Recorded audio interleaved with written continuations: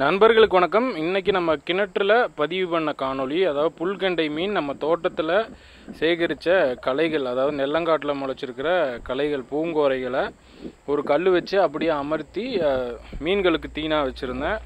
அப்பொழுது இந்த புல்கண்டை மீன் நல்லா அந்த பிள்ளையெல்லாம் எடுத்து சாப்பிட்றது தான். இதுதான் நம்ம சேகரித்தது. நல்லா தெளிவாக நான் கழுவி தான் கொண்டு வந்து போட்டேன். ஏன்னா மண் நிறையா இருந்துச்சுன்னா இந்த காணொளி சரியாக பதிவாகாதுன்னு சொல்லி ஒரு கல் வச்சு அமர்த்தி வச்சுட்டேன்.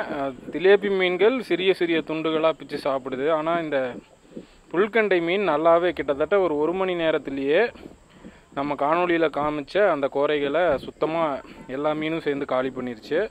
அதாவது இயற்கையாகவே நமக்கு கிடைக்கிற அந்த களைச்செடிகள் நெல்லங்காட்டில் இருக்க வேஸ்ட்டாக தான் வரப்பில் தூக்கி போடுவோம். ஏன்னா ஆடு மாடுகள் அதை சாப்பிடாது, சேத்து வாசம் அடிக்கும் அப்படிங்கிறது.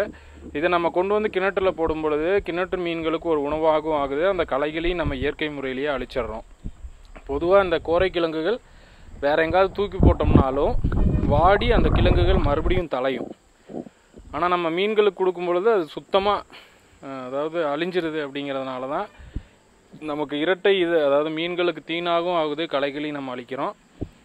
இது மாதிரி தான் தினமும் நம்ம சேகரிக்கிற களைகள். ஒரு 10 நாட்களுக்கு நம்ம தொடர்ந்து களை எடுப்போம்.